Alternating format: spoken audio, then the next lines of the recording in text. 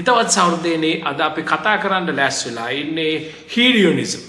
එහෙම නැත්නම් සුඛවාදය. ඕකෙත් පොඩ්ඩක් ඉස්සරහට ගිහලා පරම සුඛවාදය කියන තාම වැදගත් දාර්ශනික සංකල්පය පිළිබඳව. ඉතින් හැබැයි ලංකාවේ නම් වැඩිපුරම දන්නේ පරම සුඛවාදය හීඩියොනිසම් කියනකට වඩා කාම සුඛල්ලික අනුയോഗය. ආයේ කාම කියලා කියන්නේ අපේ ඉන්ද්‍රියන්ගෙන් ලෝකයේ අරමුණු කිරීම කාම සුඛ. ඒ තියෙන සන්තර්පණය ඒතිරින් සැපය සොයා ගැනීම මත අල්ලි එය මේ රඳා ගැනීම දරා ගැනීම සහ අල්ලා ගැනීම අනුയോഗයේ ඒකට අනුව මේ හැසිරෙන්නේ ඒකට අනුව ජීවිතේ පවත්වා ගැනීම ලයිෆ් ෆිලොසොෆි එක ඒක මත පදනම් වීම පිළිබඳ කාම සුඛ අල්ලි අනුയോഗය කියන එක බෙදවලා හරිද දාලට ඉන්ටර්නෙට් එකේ ඒව බෙදලා තිබුණා මම දැක්කා මේ ලිපියක මම එහෙම බලලා තමයි කියන්නේ ඒතින් සාර්ථකනේ ඒක ගැනයි කතා කරන්න යන්නේ. එහෙම කිව්වම එකපාර ඔය අපේ විශේෂයෙන්ම පොත්වල බෞද්ධයෝ නම් මේක එකපාර ප්‍රතික්ෂේප කරනවා. හරි. මෙහෙමයි දැන් බෝසතාණන් වහන්සේ උනත් මේක ඇවිල්ලා නිකම්ම ප්‍රතික්ෂේප කරේ නෑ. උන්වහන්සේත් මේක ඇවිල්ලා හොඳට මේ කාමසුකල්ලිකාණියෝගය කියන එක එක්ස්ප්ලෝර් කරලා බලලා තමයි ඒක රිජෙක්ට් කරේ. දෙන්නේ මොකද හීඩියොනිසම් කියන එකේ කේස් එක. ඒක පිළිබඳ තියෙන අපේ ඒ ෆිලොසොෆි එකේ තියෙන ඩෙප්ත් එක සහ ඒක ගැන තියෙන කේස් එක හරි ස්ට්‍රෝං ගොඩක් ප්‍රබලයි. ඉතින් විවිධ අද මේ වීඩියෝ එක ඇතුලේ සාවර්ධනේ ඒකේ මූලික අර්ථයේ ඉඳලා හීඩියොනිසම් කියන එක කොහොමද ඉවෝල්ව් උනේ ඒකේ විවිධ තියෙන මතවාදයන් මොකද ඔය කොච්චර කවුරුටිය එක කතන්දර කිව්වා සාවර්ධනේ අන්තිමට ගොඩක් අය හීඩියොනිස්ලා බවත් අපි පසුව තීරුම් ගන්නා ගම අද මේක ගැන පැහැදිලි කරන්නම් එක ලස්සනට මේකේ තියෙන ස්ට්‍රෝං කේස් එක සහ අවසානයේ මේකේ තියෙන ලිමිටේෂන් එහෙම නැත්නම් මේකේ තියෙන සීමාකාරී ස්වරූපය ගැන කතා කරලා අපි අද හීඩියොනිසම් ගැන කතා කරමු. සාවර්ධනේ ඉතාම වැදගත් ලස්සන විෂයක් නිසා. ඉතින් ජීවිතයේ දර්ශනවාදයේ යටතේ වීඩියෝ එකක් ගේන කාලෙකින් බැරි වෙච්ච නිසා මම හිතුවා අද මේක ගැන කතා කරන්න ඕනේ කියලා. මගේ නම රුචිර විජේසේන. මම ජ්‍යෙෂ්ඨ කතිකාචාර්යවරයෙක්. මම නිතරම හිතන දෙයක් තමයි ගණිතය, විද්‍යාව, දර්ශනවාදය මේ සංකල්පයන්ගේ පැතිරීම අතිශය වැදගත් අපේ රටක් විදියට ඉස්සරහට යන්න කියලා. ඉතින් අපි අද කතා කරමු හීඩියොනිසම් එහෙම නැත්නම් සුඛවාදය පිළිබඳව. හිතවත් සහෘදයනේ මේ කතාව පටන් ගන්න පුළුවන් ලස්සනම තැන තමයි මට හිතන විදියට හීඩියොනිසම් ගැන එක්සිස්ටෙන්ෂලිසම් ප්‍රශ්නය. එහෙම නැත්නම් පැවැත්ම පිළිබඳ ප්‍රශ්නය අහන එක. මේක මේ ෆිලොසොෆි වල ලස්සනම අර්ථයක්. මේ ඔබගේ ජීවිතයේ අර්ථය මොකක්ද ඔබේ ජීවිතයෙන් ඔබ සාක්ෂාත් කළ යුත්තේ සහ ඒ සාක්ෂාත් කරපු දේ තියෙන වැදගත්කම වටිනාකම කවුරුන් විසින් තීරණය කරන ලද්දේද කරන්නේද ඔබද ඒක වැදගත්කම තීරණය කරන්නේ නැත්නම් ඔබ වටා ඉන්න අනිත් ලෝකයේ විසින්ද තීරණය කරන්නේ මේක ලස්සනටම අල්ලගත්තු කෙනා තමයි මට හිතන විදිහට ජෝන් පෝල් සාත්‍රා. ඔය කියනවා ඔතෙන්ටිසිටි. තමුන්ගේ පැවැත්ම පිළිබඳ තමුන් ඉන්නේ බෑඩ් ෆේත් එකකද එහෙම නැත්නම් මවාගත්තු නිකන් හුදු ආටෝපයකද නැත්නම් හරියටම කෝ එකෙන් කියන්නේ මැද්දෙන් අරටුවෙන් මිනිස්සු ජීවිතේ අල්ලගත්තද කියලා ප්‍රශ්නයක් අහනවා ලස්සන එකක්. ඉතින් මේකට ගොඩාක් අය ෆිලොසොෆි වල අහන උදාහරණෙම මම ඔබට කියන්න. සෞදේනේ හිතන්න මේ අපි අහන්නේ මේකයි. ඔයාගේ ජීවිතේ වැලියු එක ඩිටර්මයින් කරන්නේ තීරණය කරන්නේ ඔයා විසින්ද නැත්තම් ඔයා වටා ඉන්න අනිත් අය විසින්. ඕක තමයි තමයි මම හිතන්නේ හීඩියොනිසම් ලස්සනටම ආන්න පුළුවන් තැන. හිතන්න ඔබ ඉන්නේ ඔබගේ මරණ මංචකේ. අවසාන හුස්ම හෙලනකොට සෞදේනේ ඔබට මෙහෙම සිතුවිල්ලක් එනවා. මම මගේ ජීවිතය සුපිරියටම මං ගත කරා කියලා හිතලා සෞදේනේ ඔබ මේක තමයි ඔබේ ඩයින් තෝට් එක. අවසාන සිතුවිල්ල ඔබ මිය යනවා. හරි ඔබට අනුව ඔබේ ජීවිතය සුපිරියටම පර්ෆෙක්ට් විදියටම ඔබ ගත කරා. හැබැයි දැන් ඉතින් ඔබේ මිනිහ ඇවිල්ලා එම්බාම් කළා. ඔන්න දැන් මිනිහ දාලා තියෙනවා මල පෙට්ටියේ. දැන් මිනිස්සු ඔබේ යාළුවෝ වෙනවා, ඔබේ නෑදෑය වෙනවා, ඔබේ අනිත් අය දදන්න අය, අඳුරන අය, නැති අය ඇවිල්ලා ඔබගේ ජීවිතය ගැන විග්‍රහයක් කරනවානේ දැකලා තියෙනවානේ වලගෙවල් වල. මේ මිනිස්සු වෙන මෙන්න මෙහෙම කිව්වොත් අයියෝ ඒක කියන්නේ නැහැ. නමුත් මේව හිතුවද අපිට පේනවා. ඔබ භූතෙක් වෙලා හරි බලාගෙන ඉන්නවා කියලා හිතන්නකො අපිට කියනවා. "ඕ මේ මිනිහා නම් තනි කරමගේ එයාගේ ජීවිතය එයා ගෙවුවා විතරයි. එයාගේ වටේ ඉන්න කවුරුවත් දිහා බැලුවේ නැහැ. අඩුම ගානේ දරුවන්ව බැලුවේ නැහැ. දෙමව්පියෝ බැලුවේ නැහැ. මේ මිනිහා එයාට කැමති දේවල් කර කර හිටියා. මොන අවාසනාවන්ත ජීවිතයක්ද කියලා කිව්වොත්. සාරදේ මොකද්ද ඔබ කියන්නේ? දැන් ඔබට අනුව පර්ෆෙක්ට් හොඳට සතුටින් ජීවිතය ගෙවුවා. අනිත් අයට අනුව ඒගොල්ලෝ කියනවා මේමයි ඔයා එහෙම නෑ ඔයා නිකන් සතුට පස්සේ ගිය සරුංගල් ජීවිතයක්. ඔය දෙකෙන් සෞර්දේනිය ඔබ මොකක්ද පිළිගන්නේ? එතකොට ඔහොම කියපුව ගමන් හැමෝම තෝරගන්නේ මගේ ජීවිතේ මට හිතන හැටි තමයි වැදගත්කම. හැබැයි මේකේ අනිත් පැත්ත ට්විස්ට් එක අරවන්න.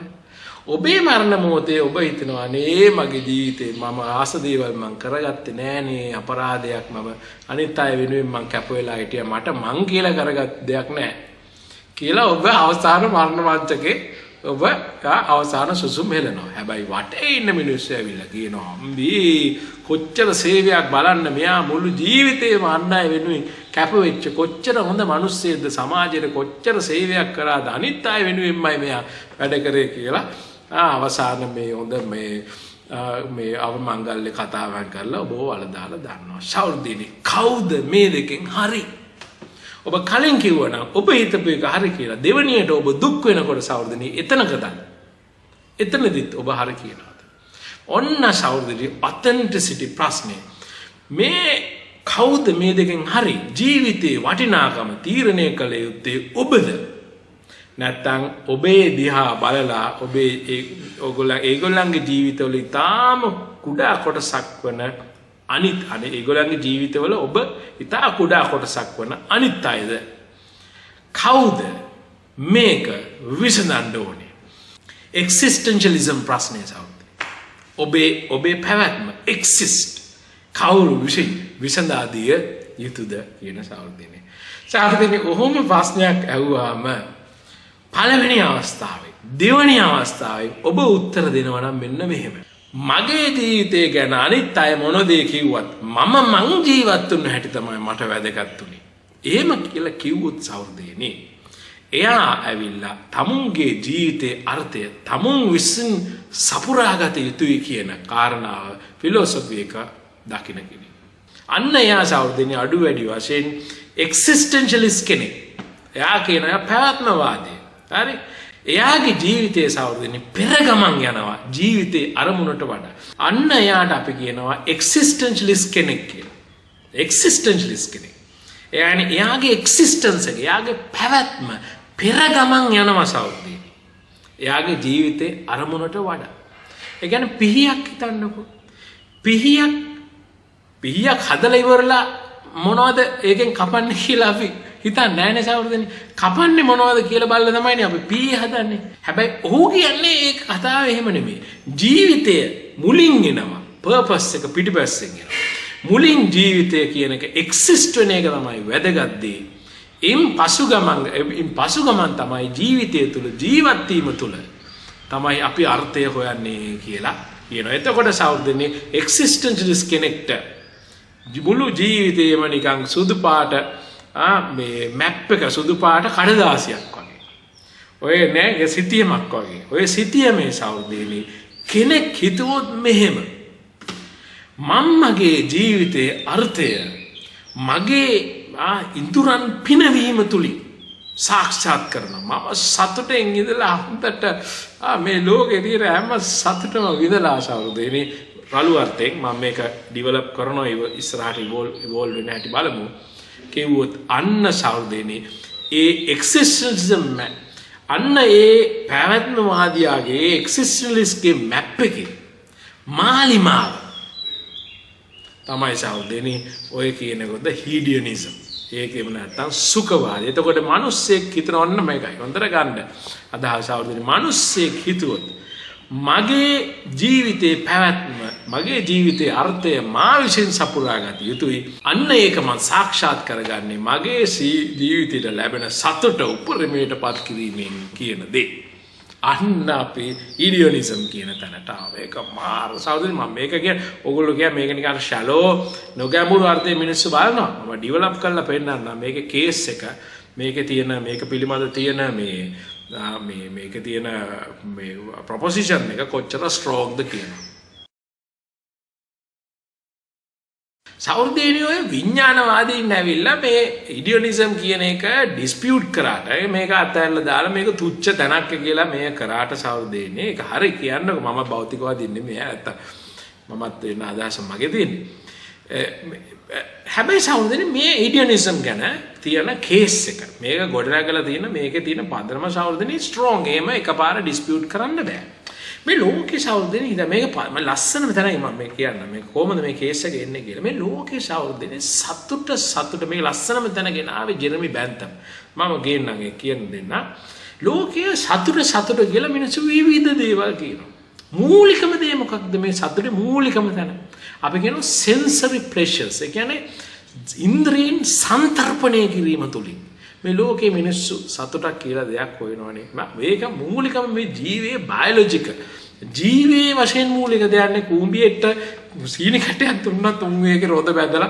ඒක උස්සගෙන සතුටේ යනවානේ අපි දන්නේ ඒක නමුත් උන් ඒකෙන් යම්කිසි මේකක් ලබන බව තේනවා එහෙනම් සෞර්දෙනි මූලිකම එහෙනම් sensory pleasure ඉන්ද්‍රියන් සන්තරපණය කිරීමක් මේ ලෝකේ තියෙන සතුටක් කියලා දෙවෙනි එක තමයි සෞර්දෙනි මිනිස්සු කියනවා comfort එක.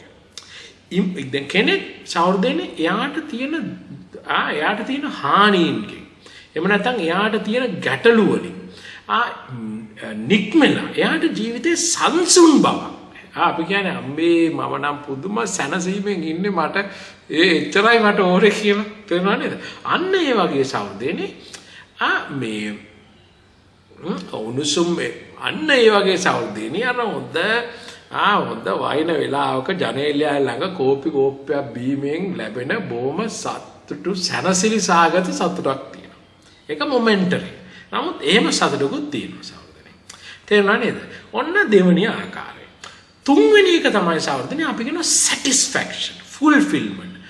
තෘප්තියටපත් වීම මත පදනම් වෙච්ච සතුටක් තියෙනවා. දැන් හිතන්න කෙනෙක් මාස 6ක් තිස්සේ අවුරුදු ගාණක් තිස්සේ එක්සෑම් එකකට පාඩම් කරලා මාන්සි වෙලා සෞර්දෙනි එක්සෑම් එක උන්දට ලකුණු ලබනවා. අන්න satisfaction.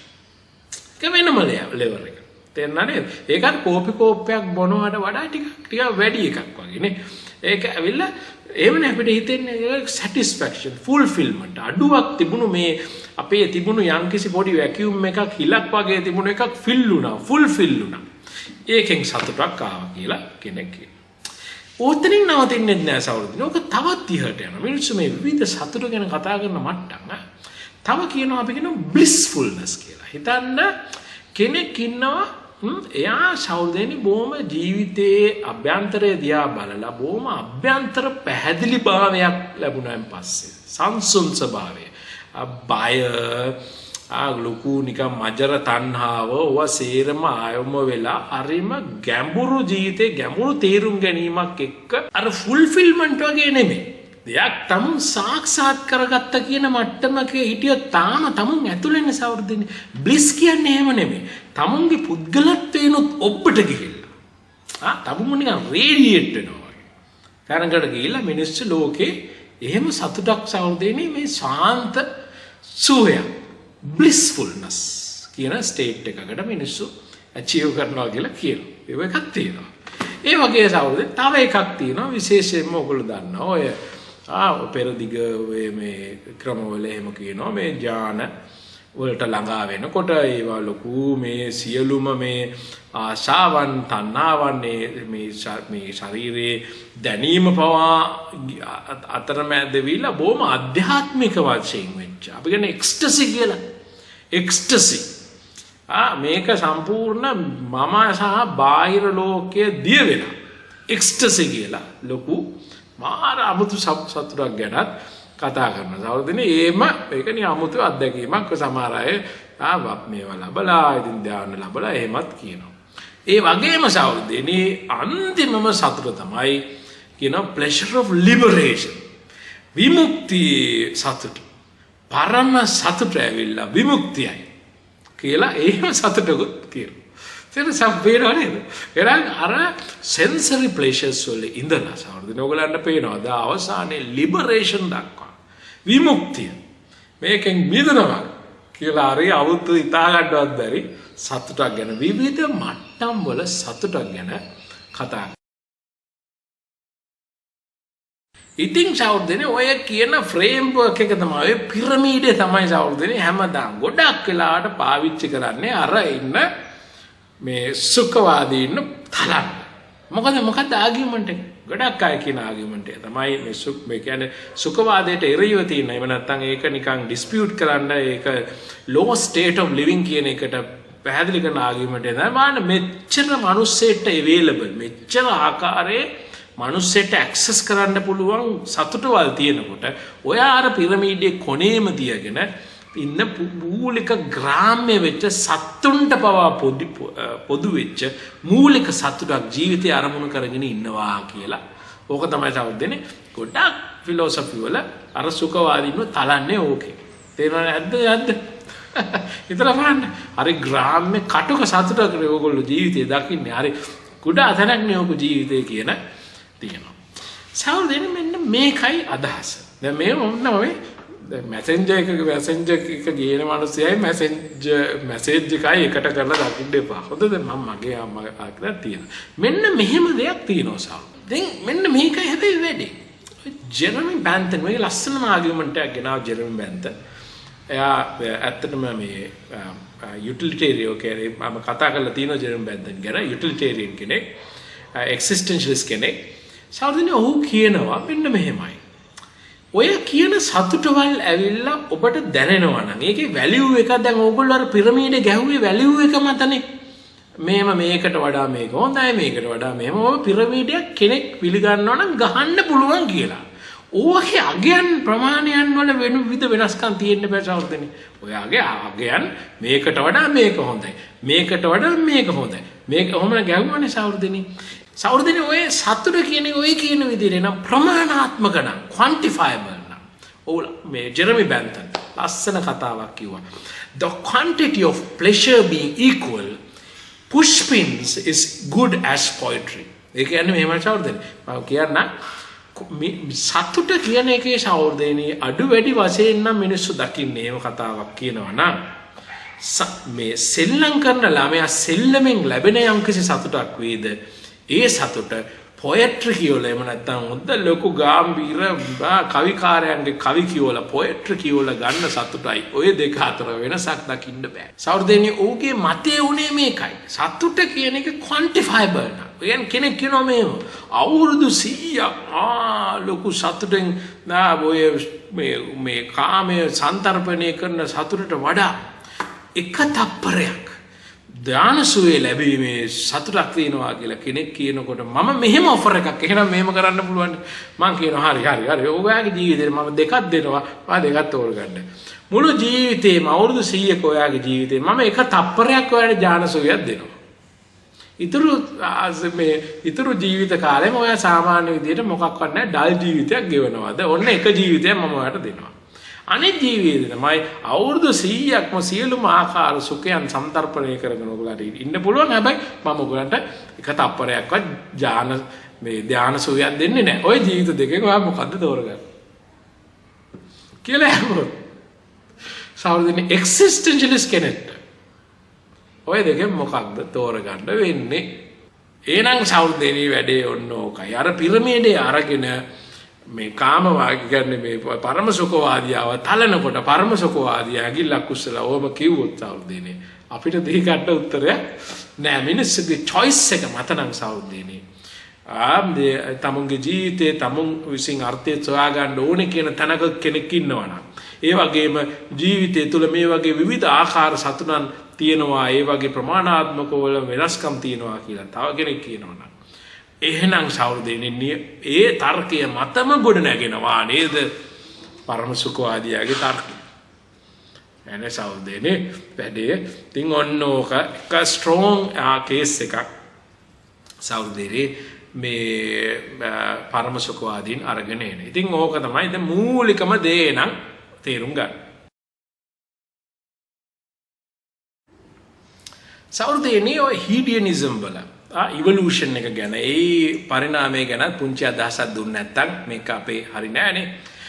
ඔය මිනිස්සු හිතනවා ජීවිතේ බොහොම ෂැලෝ තැනකින් එමනම් නොගැඹුරු තැනකින් බලලා තමයි හීඩියනිස්ලා සුඛවාදීන් ජීවිතයට එළඹෙන්නේ කියලා තැන. නමුත් එහෙමම කියන්න බෑ සෞදනේ. හැබැයි එක අර්ථකින් ගත්තාම ජීවිතයේදී හරිම බෲටල් විදිහට, ඒ කියන්නේ හරිම අවංක විදිහට බැලුවොත් ඒ තුලත් මෙතන පොඩි සංඥාවක් තියෙනවා සෞදනේ. එහෙම කෙනෙක්ට කියන්න පුළුවන්. ඒක තමයි මූලිකම ඉස්සරම ග්‍රීක ෆිලොසොෆර් ඇරිස්ටිපස් කියලා කෙනෙක් හිටියා. එයා තමයි ඉඩියනිසම් වල මූලික සංකල්ප ගෙනාව කියලා කියන්නේ. ඉතින් අපි වොන්නා ඔය ග්‍රීක මේක වෙස්ටර්න් බටහිර යුරෙන් එනවා වගේ එකක් නෙමෙයි තියෙන්නේ. නමුත් මම ඉන්දියානු ගැන කතා කරා පොඩ්ඩක් කියලා. ඉතින් සහෝදරනේ ඒක අර මේ නිකන් කම්මැලිකම ජීවිතයේ එළඹීම සඳහා තියෙන නිකන් අල්මරණු ස්වභාවය නැත්තම් මේ සතුටට තියෙන කෑදරකමින් එනවා කියන එකට වඩා සහෝදරනේ ඇත්තටම ජීවිතේදී බොහොම නිර්දය අවංක ස්වභාවයෙන් බලනවාම ලැබෙන එකක් කියලා හිතෙනවා. ඉතින් මිනිස්සු ඒ කියන්නේ මුල්ම කාලේ මේ අහපු දෙයක් තමයි මිනිස්සු බලුවා මොකක්ද මිනිස්සු හොයන්න ඕනේ මේ ජීවිතය ඇතුලේ. මේ මොනවද මිනිස්සු ඇත්තටම හොයන්න ඕනේ. ඒ කියන්නේ කල්පනා කරා මම හොයනවා කියලා කියන දේ නෙමෙයි. ඇත්තටම honestly මොනවද අපි හොයන්නේ කියන දේ බැලුවාම. මොකද්ද සොසයිටි එක සමාජයේ විසින් උත්කර්ෂයට නංවන දෙයක් නෙමෙයි. මම සත්‍ය සොයාගෙන යනවා කියලා කෙනෙක් සපත කරලා කියන දෙයක් නෙමෙයි. මොකද්ද මිනිස්සු බැලුවාම හැමදේම හැම මිනිහම ලෝකයේ සත්තු මොකාටද මොකක් පස්සේද මේ යන්නේ. ඇරිස්ටොපස් කියලා කෙනෙක් හිටිය සයිරීන් කියලා තමයි කියන්නේ ඇරිස්ටොපස් of සයිරීන් කියලා. සෞදනේ පැහැදිලිවම කාරණා දෙකයි. පළවෙනි එක තමයි මිනිස්සු හොයනවා සතුට. මිනිස්සු දුක බැහැර කර යනවා.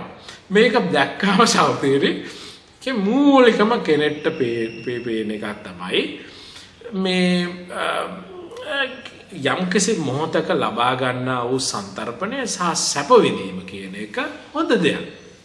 මේ අනාගතයේ ප්‍රොමිස් වෙන අනාගතයේ අපිට ලැබේවා කියලා හිතනෝ එහෙම නැත්නම් අපිට අල්ලන්න බැරි හරි මේක මේ ස්පර්ශ කළ නොහැකි අපි විසින් හදාගත්තා වූ සාර ධර්මයන්නුත් පොඩ්ඩක් පල්ලෙහාට දාලා ඔය අපි කියන මහා ලොකු විමුක්තිය කියන එකත් පල්ලෙහාට දාලා නිකන් භෞතික අර්ථයකින් ලෝකෙ දිහා බැලුවාම මොකක්ද මේ අවස්ථාවේ මිනිස්සු උත්කර්ෂයට නගවන්නේ. පියෝ අන්න ඔකට අපි කියන සාධනේ ඒ කියන්නේ බොහොම කාම සුඛවාදී. ඒ කියන්නේ අපි කියන පියෝ හීඩියනිසම්. ඒ කියන්නේ මේක තමයි සාධනේ රාළුම ස්වරූපේ. ඒ කියන්නේ මුළු ජීවිතේ සම්පූර්ණයෙන්ම සුඛයෙන් පිරෙව්වාම මම සතුටටපත් වෙනවා මගේ ජීවිතේ උපරිමයට ගෙනියන්න පුළුවන් කියන අර්ථය. සෞදේනේ ඕක තමයි මූලිකම අර්ථය. ඉතින් මෙහෙම හිතන්නකෝ දැන් හිතන්න ඔබේ ජීවිතේ තියනවා කියලා ඉන්ඩිකේටර් එකක්.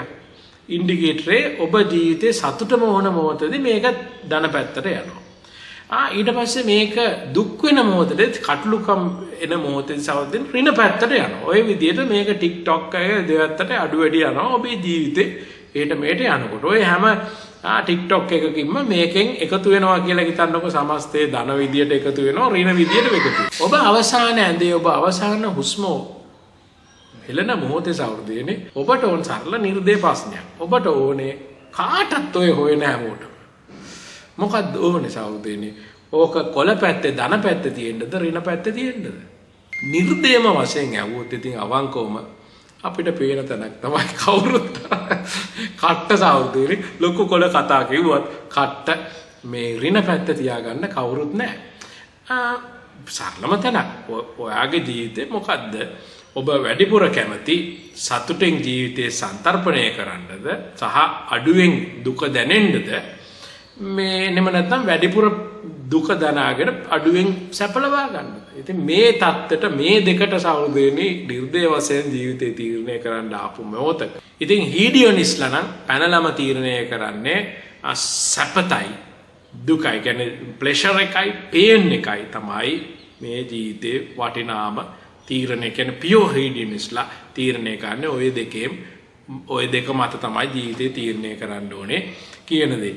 ඉතින් ඒ අර්ථයෙන් ගත්තාම සමාල්ලාට ඒ මිනිස්සු අනිත් මිනිස්සු ඒක ඇඩ්මයර් කරන එකකුත් නැහැ. ඒක වටිනවා කියලා සලකනවා වෙලේ ඒක ඇවිල්ලා උත්කර්ෂයට නංගලා විසිල් ගානයකුත් නැහැ.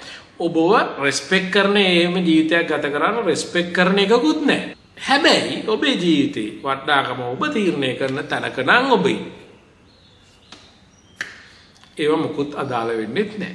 ඔය ඊඩියනිසම් එකේම ලස්සන තව තැනක් හම්බ වෙනවා ඉන්දියාවේ. ඔයගොල්ලෝ දන්නවද චාර්වක වාදය? එතකොට සවර්දේනි මෙහෙම හිතන්නකෝ. මේ කතන්දරේ මේම දේකුත් චාර්වක ලස්සන තැනක් ගේනවා සවර්දේනි. මේ සෝල් කියලා ආත්මය කියලා කෙනෙක් නැත්තම් දැන් මිනිස්සුන්ගේ ලෝකයේ කියනවානේ ආත්මය කියලා දෙයක් තියෙනවා කියලා. ඒ කියන්නේ මේක ඇතුලේ තියෙන දෙයක් තියෙනවා ආත්මය කියලා. හැබැයි අනිවාර්යයෙන්ම තියෙනවා ඒක. ඕක ඔය ආත්මේ ඉස්සරහට යනවා. ඒක වර්ධනය කරන්න ඕනේ. ඒක දියුණු කරන්න ඕනේ. එතකොට තමයි යවෝ එහෙම කතන්දර ගොඩාක් විවිධ ආකාරවල. හැබැයි චාර්වක පුංචි ප්‍රශ්නයක් අහන මිනිස්සුන්ගේ. මේ බාන්න ඔය ආත්මය කියන්නේ ඔයගොල්ලන්ට පේනවද? ඔයගොල්ලන්ට දැනෙනවද? ඕක අල්ලන්න පුළුවන්ද? කවුරු හරි මැනපු කෙනෙකුත් ඉන්නවද? හරි. මොහොතකට හිතන්න ඕකක් නෑ කියලා. ආත්මයක් කියන එකක් නෑ කියලා සාර්ථකයි. ඔය එහෙමනම් ඔයා නිකන් ඔයා දන්නේ නෑනේ ඔයා කියන දේ ගන්නවා ආත්මය අපේ තියනවා කියලා. මොහොතකට හිතන්න ඔයා මැරුණා කියලා ආත්මයක් නෑ කියලා. එහෙනම් සාර්ථකයි ඔබ ඔය ගෙවලා තියෙන්නේ ජීවත් වීම සඳහා ඔබට තියෙන අවසාන අවස්ථාව. හරි. එහෙමනම් තර්කය. ඒ කියන්නේ ආත්මය කියන එකක් පණවන්න බැරි තැනක ඒක අපි හිතලා පණවගෙන තියෙනවා. හැබැයි ඒක පණවන්න බැරි නම් සවුදේනි ප්ලෙෂර් ඇන්ඩ් පේන් එකෙන් එහාට ජීවිතේ යමක් තියනවාද කියලා චාර්වක ස්ට්‍රෝං කේස් එකක්. ඒක දැන් මේ නේද? කියන්නේ ගොඩාක් වෙලාවට හිඩියොනිස්ලට අර පිරමීඩෙන් තලනවා එක වගේම දෙවෙනි තර්කය තමයි හිඩියොනිස්ලට එරෙහිව ගේන ඕම අපේ සැප විඳින්න ඉන්නලා හරියන්නේ නැහැ. ඔයාගේ ඊළඟ ආත්මේ එතකොට හානි වෙනවා. අනිත් මිනිස්සුන්ට හානි කළා හරි ඔයා සතුටෝ වෙනවනේ. එතකොට මාර ප්‍රශ්නයක් වෙනවා. ඒකින්ද ඒක. එතකොට අර ඩොග්මා එකක් අල්ලගෙන තමයි. ඩොග්මා එකක් කියන ආත්මය කියන ඩොග්මා එක මත පදනම්මද කරගෙන තමයි සවල් දෙන්නේ ඊඩියන්ස්ලට පාර ගන්න. ඒතර චාර්වක කිව්වා එහෙමනම් ඒ පාර ගැනීමෙන් ලොකු බරපතල ප්‍රශ්නයක් තියෙනවා. මොකද ආත්මය නැති තැන ජීවත් වීම සඳහා අවසාන අවස්ථාව අපි ගෙවා දමන බැවි. සතුටත් අපි ජීවිතය තුළ ලබන සතුටත් ඒ වගේම ඒ තුළ ලැබෙන දුකත් ඇරෙන්න පණවිය හැකි අර්ථයක් තියෙනවාද? සෞර්දේනි ඒ වගේම හීඩියනිසම් කියන එක ඊට වඩා පුළුල් ලස්සන තැනකට ගෙනාවා විශේෂයෙන්ම එපිකියරස් කියන දාර්ශනිකයා. එයා කිව්වා මෙන්න මෙහෙම දෙයක්. එයා බැලුවා ප්ලෙෂර්ස් දිහා. දැන් අපිට මේක නිර්දේ වෙන්න බෑනේ. මේකෙත් මට්ටමක් තියෙනවානේ. මිනිස්සු සතුට හොයාගෙන යනවා කියලා සෞර්දේනි මේ විෂමද්‍රව්‍ය පාවිච්චි කරනවා. අනිත් මිනිස්සුන්ට හානි කරනවා. අනිත්‍යයි දේවල් කඩා වඩා ගන්නකොට ගියොත් මොකද වෙන්නේ? ඔහු දැක්ක සෞර්දේනි සමහර ප්ලෙෂර්ස් තියෙනවා ලෝකේ. ඒ වගේ දුක වෙනවා. සමහර පේන්ස් තියෙනවා. සමහර දුක්ඛම් ගැටලු කියන්නේ හැබැයි ඒ වගේ තව වැඩිපුර දුක් ඇතිවීම අඩු වෙනවා. ඔහු මේ අනුව සෞර්දේනි බෙදුවා මේ ප්‍රෙෂර්ස් කියන වර්ග දෙකකට. ඔහු කියනවා ඇක්ටිව් ප්‍රෙෂර්ස්. එහෙම නැත්නම් සක්‍රීය වශයෙන් කෙනෙක් ලබාගත හැකි සතුට. ඒ කියන්නේ කෑම ටිකක් කාලා ඉඳුරන් පිරවීම, කාමභෝගී ජීවිතයක් ගෙවීම, ලිංගිකත්වය ඔය හැමදේම ඇක්ටිව්ලි ගන්න පුළුවන් ප්‍රෙෂර් එකක් තියෙනවා. ඊට පස්සේ තව එකක් තියෙනවා ස්ටැටික් ප්‍රෙෂර්ස්. ඒ කියන්නේ absence of pain. ඒ කියන්නේ අර මම කියවන සනසිල්ල කියන එක. ඒ කියන්නේ ප්ලෙෂර් එකක් නැති වෙන්න පුළුවන් නමුත් දුකකුත් නැහැ. එහෙම ගත්තාම සෞර්දේනි මේ සතුට කියන එක ඊට වඩා පුළුල් අර්ථයෙන් එපිකියරස් දක්වනවා. එතකොට ඒ කියන්නේ ජීවිතයේ හොඳට පාටි දාලා සතුටෙන් අර මේ කරන්න පුළුවන් හැම මේ වැඩේම කරලා ඉන්න එකට වඩා ඒකතර highest form of pleasure. ඒ කියන්නේ මේ ලෝකේ තියෙන ශ්‍රේෂ්ඨතම සතුට ඇවිල්ලා කියන්නේ සෙල්ලම් කිරීම නෙමෙයි. ෆ්‍රීඩම් ඒ කියන්නේ බයෙන් නිදහස් වීම. ඒ කියන්නේ ශාරීරික දුක්ඛම් කටළු වලින් නිදහස් වීම. ඒ වගේම මානසික දුක්ඛම් කටළු වලින් නිදහස් වීම. ඒ මත ගොඩ නැගෙන ශාරීරික ඇක්ටිව් ප්ලෙෂර්ස් කියන එක. ඉතින් ඔය දෙක ගත්තාම ජීවිතේ හොඳම අර කියන්නේ ඩ්‍රයි ලයිෆ් එකක් නෙමෙයි, වේලිච්ච ජීවිතයක් නෙමෙයි. ඊට වඩා ෆුල්ෆිල් වෙච්ච, එන්රිච් වෙච්ච, ටික හොඳට මාත් වෙච්ච මේ ජීවිතයක්. හීඩියනිස්ට් කෙනෙක්ට වුණත් ගෙවන්න පුළුවන් කියන අර්ථය එනවා. ඉතින් සහෝදරයනි ඔය අදහස් තවදුරට පුළුල්ුණා. ඉතින් ඕක දිගටම පැවතුණා. ඊට වඩා අපිට මේ හීඩියනිසම් කියන එකේ මොඩර්න් වර්ෂන් එක සහ ඒකේ ටිකක් ගොඩාක් පුළුල් වෙච්ච වර්ෂන් එක අපිට හම්බෙන්නේ සමහර අය ඇග්‍රි නොවේ. බට් ඉතින් ජෙනරලි තේරුම් ගත්ත එක තමයි අපි කියන යුටිලිටේරියන්ලා ළඟ. ඒ කියන්නේ මේ ක්‍රියාවාදීන් ළඟ. විශේෂයෙන්ම ජෙරමි බැන්තන් සහ ජෝන් ස්ටුවර්ට් මිල් ගැන කතා කරනවා. මේ ගාය ගැන ඒගොල්ලන් යුටිලිටේරියන් එතික්ස් ගැන මම වෙනම වීඩියෝ එකක් කරා. ඒකත් හරි ලස්සන එකක්. ජෙරමි බැන්තන් කියන්නේ ගොඩාක් මේ ප්‍රොෆාන්ඩ් ෆිලොසොෆර් කෙනෙක්. සාමාන්‍යයෙන් ඔහු පැහැදිලිවම කිව්වා මේ ලෝකයේ ස්වභාව ධර්මයේ විසින් මිනිස්සයා කියන කෙනා ගවර්න් කරන්නේ ප්ලෙෂර් ඇන්ඩ් පේන් එක හරහා කියන එක. ඒ මත පදනම්ම තමයි සහෝදරයනි කියන්නේ. ඇත්තටම ඔහු කියන්නේ අර මිනිස්සෙක්ගේ පුද්ගලක මේ අර්ථය පරිපූර්ණ කරනවට වඩා සමාජීය අර්ථයක් දක්වා ඔහු ඒක ගෙනිච්චා. මේ බලන්නකො ඔහු කියන යුටිලිටේරියන් එතික්ස් කියලා දෙයක් තියෙනවා. ක්‍රියාවාදී සාර ධර්ම. සහෝදරයනි ඔහු කිව්වා මේ ලෝකේ හරි දේ කියලා කියන්නේ අපිට පුළුවන් නම් ප්ලෙෂර් ඇන්ඩ් හැපිනස් කියන එක මැක්සිමයිස් කරන්න. යම් කිසි දෙයක් ගොඩාක් ප්‍රමාණයකට වැඩිපුර සතුටුදායි, සහනදායි, සැනසීම් සහිත ඇති කරන එකක් දීර්ඝ කාලිනව යමක් ඇති කරනවා නම් ඒක තමයි නිවැරදි සාර ධර්මය. ඒ වගේ දේ තමයි නිවැරදි දේ කියන තැනට දක්වා මේකේ හීඩියනිසම් අරගෙන ආව. ඉතින් සහෝදරයනි ඔන්න ඔය බලන්න දැන් ඒක දැන් ඔන්න ත්‍රස්තවාදියෙක් ඉන්නවා සහෝදරයනි.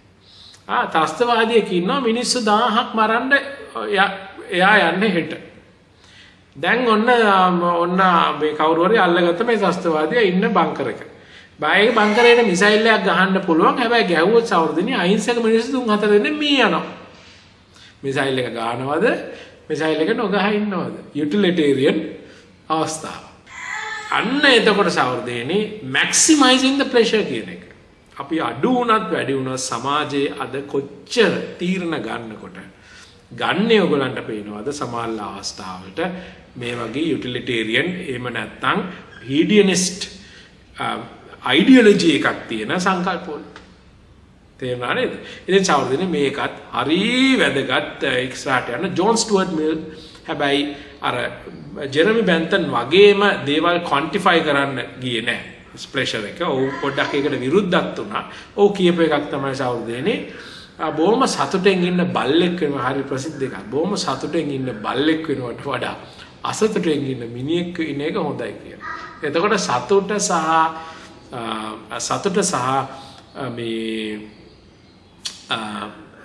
සහ ඒ ලබා ගන්නා ස්වරූපය කියන එක කන්ටෙක්ස්ට් එක ඇතුලේ මේ දැනගත යුතු සහ ක්වොන්ටිෆයි කරන්න බැරි දෙයක් කියලා එයා ඩිස්පියුට් කරා. බට් ඉතින් ජෙනරල් ඔයගොල්ලන්ට පේනවා ඊඩියනිස්ටික් අයිඩියොලොජි එක මේ අය ළඟ වෙනකොට මේ නූතන වෙනකම්ම ඇවිල්ලා තියෙනවා. ඕක ඉතින් තව එක්ස්පෙරිමන්ට් එක්ස්පීරියන්ස් මැෂින් කියලා එකක් තියෙනවා. ඉතින් අපිට වෙලා නැහැ.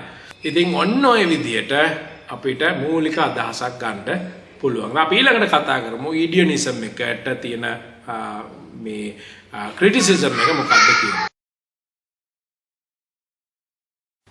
ඉතින් සහෝදරයනි මම කලින් කිව්වාගේ කෙස් පැලන තර්ක ඊඩියනිස්ලට ගේන්න පුළුවන් වුණාට හැබැයි මේක ඇත්තටම විශේෂයෙන්ම පියෝ හීඩියනිස් කෙනෙක් මේ ලෝකේ ඉන්න ගියාම සහෝදරයනි විවිධ පළුදු එයාගේ ජීවිතය තුළින් මතුවෙන බව පැහැදිලිව පේනවා. ඉතින් ඊඩියනිස්ලට තර්ක කරන්න පුළුවන් වගේම තමයි අනිත් අයටත් අයිඩියලිස්ලට තර්ක කරන්නත් පුළුවන්, විඥානවාදීන්ට තර්ක කරන්නත් පුළුවන්. එතකොට සහෝදරයනි මොනවද ප්‍රශ්නද මේ බාන හීඩියනිසම් වල තියෙන මූලිකම ප්‍රශ්නයක් අපි කියනවා ඇඩැප්ටේෂන් ප්‍රශ්නය. කියන්නේ කෙනෙක්ට ප්ලෙෂර් එකක් දුන්නාම පස්සේ සහෝදරයනි සම්කිසි සන්තෘප්තියක් ලැබපු ගමන් ඒ සන්තෘප්තිය සහෝදරයනි මානසික ස්වභාවය කියන්නේ මනුස්සයාගේ ස්වභාවය තමයි ඒක බෙන්ච්මාර්ක් වෙනවා. ඊට පස්සේ ඒකට උඩින් දෙයක් හොයන්න ඕනේ. අද මේක ඇඳක්කක නැති නිදාගත්තු නැති මිනිහා සවුදේනේ බూరు ඇඳක නිදාගත්තාම සතුටක් තියෙනවා. නමුත් බూరు ඇඳක නිදාගත්තු මිනිහා ඊට පස්සේ මෙට් එක නිදාගත්තොත් නැවත බూరు ඇඳ නිදා ගන්න අපහසුයි. එතකොට සවුදේනේ හැමතිස්සෙම ඒ කියන්නේ අපි ඇඩ්මයර් කරන්නේ හිඩියොනිස් පියෝ හිඩියොනිස් ලයිෆ් ස්ටයිල් එකක් නෑ. එහෙම නැත්නම් අයිඩියොලොජි එකක් නම් සවුදේනේ ඒ මිනිස්යාගේ ජීවිතය තුල තියෙන්නේ වෙහසක පමණක්. ස්ට්‍රගල් එකක් පමණක් කියන මොකද ඒක අපේ ලෝකයේ ස්වභාවයක් තියෙන නිසා හැමතිස්සෙම ප්ලෙෂර්ස් කන්ඩිෂන් වෙන නිසා හැමතිස්සෙම යාට තියෙන්නේ හඹා යාමක් පමණක් කියන මූලික ගැටලුව සෞන්දර්ය හීඩියනිස්ලට බරපතල විදියට විසඳන්න තියෙනවා. ඒ වගේම ඔය ජෙරමි බැන්තම්ගේ වගේ විවිධ ප්ලෙෂර්ස් වල විවිධ මට්ටම් මේ ඒක තේරුම් ඒකේ තියෙන වටිනාකම තේරුම් ගන්න ඕනේ පුද්ගලයාට අනුවයි කියන්නේ මේ quantifiable pleasures තියෙනවා නම් විවිධ ඒ pleasures අතර වෙනස්කමක් දකින්න බෑ කියන තැනකට ආවොත් සෞර්දේනි addiction වගේ කියන්නේ pleasure එකක් නැවත සන්තුෂ්ත කිරීම සඳහා කෙනෙක් යොමු වීම පටන් ගන්නවා. කෙනෙක් ඒක තුලින් ජීවිතයේ ඒක තුලින් ගැටලුකාරී තත්වයකට ආවොත් සෞර්දේනි ඒක අපහසුතාවය. දැන් විශේෂයෙන්ම පස්සුවත් මිනිස්සු තේරුම් ගත්ත දෙයක් තමයි sensory pleasures වලින් ගොඩාක් මේ තමුන්ගේ ජීවිතේ පුරවගත්තා. පස්සේ අර ඉන්සයිට් කියන එක අර ඇතුලේ යමක් දකින්න බුද්ධියෙන් විචාරාත්මකව දකින්න බැරි තමුන්ගේ දැක්ම කියන එක ටිකක් මේ සෙවණලි සාගත වෙනවා. අඳුරු වෙනවා මීදුමක් වගේ එනවා. ඉතින් මේක නිසා මොකද වෙන්නේ ජීවිතේ මේ අපි සාක්ෂාත් කර යුතුදී අර්ථය පිළිබඳ ගැප් එකක් එනවා. ඒ කියන්නේ මිනිස්සු දැන් අර හීඩියොනිස් සාමාන්‍ය පුද්ගලයෙක්ට අර මේ අවුරුදු 100ක හොඳ ජීවිතයයි තප්පරයක ඥානයයි තෝරගන්න දුන්නා වගේ මෙහෙම කෙනෙක්ට දෙන්නත් පුළුවන් නේ හරිය. මම ඔයාලට මෙන්න මෙහෙම ඔෆර් එකක් කරනවා. අවුරුදු 100ක් මම දෙනවා ඔයාලට කාලා බීලා නටලා සැපින් ඕනේ දෙයක් කරන්න අවුරුදු 100ක් දෙනවා. හැබැයි අවුරුදු 100 ඇතුලේ මම ඔයාලට කිසිම ආදරයක් දෙන්නේ නැහැ. මම ඔයාලට කිසිම අනිත් අය සමග සම්බන්ධතාවයක්වත් මොකක්වත් එහෙම කිසිම ඔයාලට එක කෙනෙක් බඳලා දෙන්නේ නැහැ. ඔයාගේ ජීවිතේට ඔයාගේ growth එකක් වර්ධනයක් කියන දේ දෙන්නේ නැහැ. ඔයා එක්ටම තැන තමයි හිටපු විදියම තමයි හිටපු විදියටම ගොංකම් කරගෙන මෝඩකම් කරගෙන කිසිම ආදරයක් නැතුව රිලේෂන් එකක් නැතුව ඔයා ජීවිත 100ම ගෙවනවාද කකා පිපි ටීවී එක බල චිත්‍රපටි බල මේ මොනවාරි මේ ටීවී එක ඉස්සරහ කකා ඔය ජීවිතේම ගෙවනවාද අන්න එහෙම ප්‍රශ්නයක් අහපු තැනදී සවර්දේනි ඊඩියනිස්ලා පොඩ්ඩක් තීරණය ආයේ හිතා බලන්න වෙනවා මීනින් එක පිළිබඳ. එතකොට සවර්දේනි එහි අර්ථයෙන් ගත්තාම එන්ජොයි කරන එක නැත්නම් අර ප්ලෙෂර් එකෙන් ජීවිතය සන්තුෂ්ත කරන එක පමණක්මද මීනින් එක කියන එක. ඒකත් අවසානයේදී අර ප්‍රෙෂර් කියන එකටම බෑක්ෆයර් වෙනවා නේද කියන එක. ඒ ඩිසොනන්ස් එක. ඒ කියන්නේ යමක් කාර්ය සාධනය කිරීමෙන් නැවතත් ඒ කාර්ය සාධනය කරන්න හදන එක කඩා වැටීමේ ස්වරූපයක්. හීඩියොනිස්ලට විසඳන්න තියෙනවා. ඉතින් සෞන්දර්ය ඔය විදිහට අපිට මේක හැබැයි ඔයගලන්ට පේනවා. මේක අර කිව්වා වගේ නිග්‍රහ කරලා අර බිමට දාලා මේක බංකොලොත් දෙයක් කියලා දානවට වඩා ඔයගලන්ට පේනවා සෞන්දර්යනි අර මිනිස්සු නිකන් අර්ධයෙන් කාමසුකල්ලිකාන යෝගේ පැත්තකින් දැම්මා. ඒක නෙමෙයි. නමුත් අද අපි කොච්චර ඉඩියනිසම් කියන එක ඉවෝල්ව් වෙලාද කියනවනම් ඇත්තටම මොන කතා කිව්වත් ගොඩක් මිනිස්සු ඉඩියනිස්ලා තමයි. ගොඩක් ඉඩියනිස්ලා මේ නෑ කියලා ඒකට නිග්‍රහ කරන්න සෞන්දර්ය ගොඩක් ඉඩියනිස්ලා. එහෙම දෙයක්ත් තියෙනවනේ මේ එහෙම කතාවකුත් තියෙනවා සෞන්දර්ය. ඉතින් අර ෂැඩෝ කියලා සංකල්පයක් තියෙන්නේ. ඒක ගොඩාක් කැමති දෙයකට තමයි සෞන්දර්ය. ඒක සප්‍රෙස් කරගෙන හිටියාන් පස්සේ තමයි ඒක ගැන වැඩිපුර කතා කරන්නේ. එහෙම දෙයක්ත් තියෙනවා. හරි කෙසේ වුවත් ඉතින් නමුත් මේක ඔයගලන්ට පේනවා ජීවිතේක අර්ථය විග්‍රහ කිරීමේ ඉඳලා සෞන්දර්යනේ අවසානයේ අපේ සමාජයේ අපි සාර ධර්මයේ විසඳන තැනට දක්වා ඊඩියනිසම් එහෙම නැත්නම් හීඩියනිසම් අයිඩියොලොජි එක අඩු වැඩි වශයෙන් පැතිරලා තියෙනවා. ඒ සෞන්දර්යනේ මම හිතනවා අද වීඩියෝ එක ඔයගලන්ට වැදගත් වෙන්න ඇති වටින්න ඇති මේ දේවල් පිළිබඳව යම්කිසි පුළුල් විදියට විග්‍රහයක් කරගන්න. නැවතත් මේ වගේ වීඩියෝ එකකින් අපි හමු වෙමු. බොහොම ස්තුතියි මා සමග සම්බන්ධ වුණාට.